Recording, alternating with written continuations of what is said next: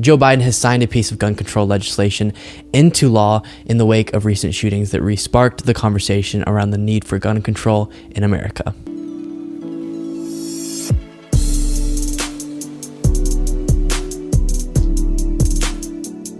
As all of you guys are aware, after the shooting in Buffalo and then Uvalde, there was kind of this reignition of the conversation around the need in America for common sense gun control laws. And we've seen this cycle time and time again, where some horrible tragedy happens. Everyone across the aisle pays lip service to, yeah, we need to do something, but then the right says it can't be gun control.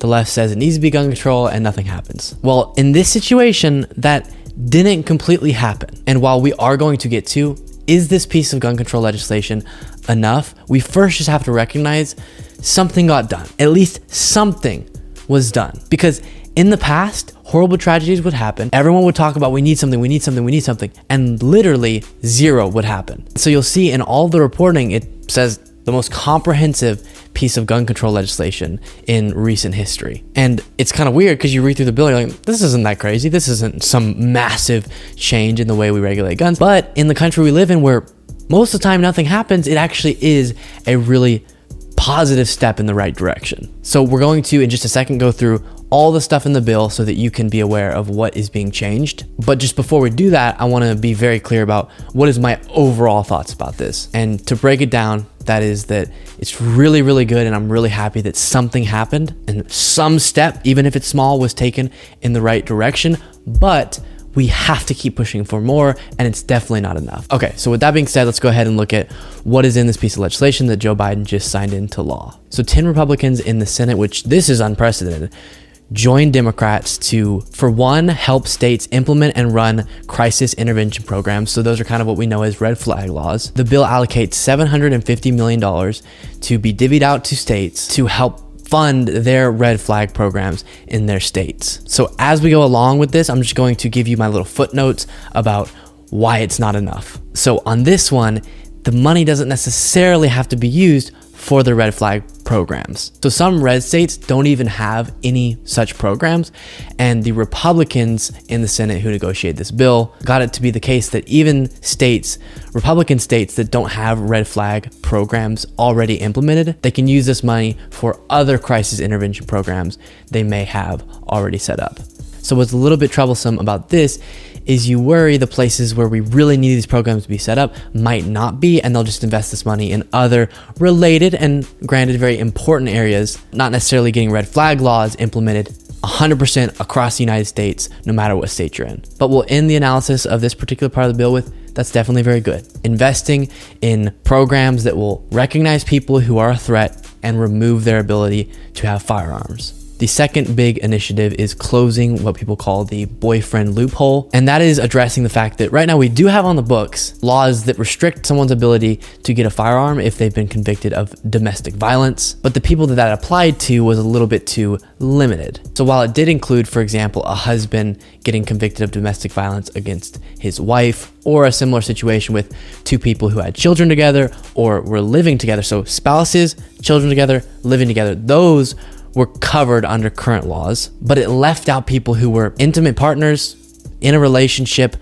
Abuse could be going on in between them, but they're not falling into those categories of actually living together, having kids, or being married. So what this bill does, which is good, is make it to where people are prevented from having firearms if they're, quote, convicted of a domestic violence crime against someone they have a continuing serious relationship of a romantic or intimate nature with from having a gun. So that's definitely a good move forward, because what we see is people who abuse their partner are much more likely, if they're able to get a firearm, to kill their partner. So that one, I won't make any adjustments. I think overall that's really good. The next thing is it requires more gun sellers, not all, and that's the issue I have with it, but it requires more gun sellers to register as federally licensed firearm dealers. So that's awesome, because the more background checks that are going to be done, because if you are federally licensed as a firearm seller, then you do have to run background checks for people who are purchasing your weapons. And as I alluded to, my issue with this particular part of the bill is it's not universal. We have to make it to where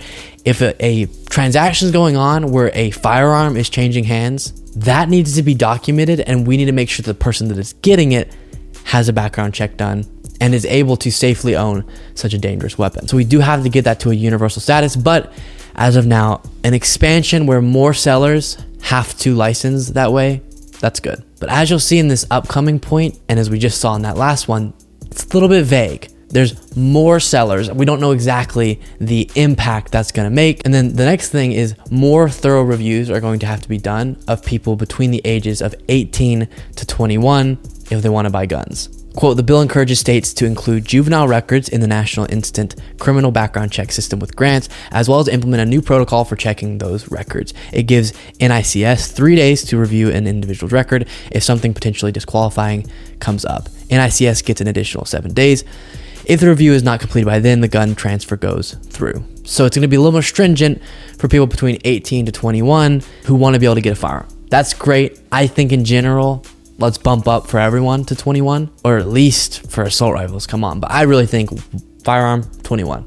If we're waiting for people to be 21 to legally have a drink, I think waiting to be 21 to legally have a weapon that can kill a bunch of people is reasonable. But okay, it makes people between 18 and 21 have a little bit more scrutiny over their buying process. Okay, we should have 2 more big bullet points to go through. I know this isn't necessarily the most interesting thing in the world, but it is super important, so stick with me. The next thing the law will do is make new federal statuses against gun trafficking and straw trafficking. So what that's trying to go after is make it more difficult for people who are able to buy a gun to go buy a gun and then give it to someone, purchase it for someone who's not legally allowed to have a gun. Again, the specifics of that are really gonna be where we see the effect, but it's kind of 30,000 foot looking at the bill. All right, we're trying to go after people who are buying guns for people who shouldn't have them. Fair enough. And then finally, it increases funding to mental health programs and school security, which I think absolutely should be done. And that one's less controversial. We hear a lot more Republicans say, oh, we want to talk about mental health now. We want to talk about school security. And so it was kind of expected that something like that would be able to get into the bill, whereas some of the gun control stuff was more iffy. So I am so curious to hear from all of you in the comments. Please let me know. From everything I just went through, I feel like that's a pretty good understanding of generally what's in the bill. I definitely, as I've now said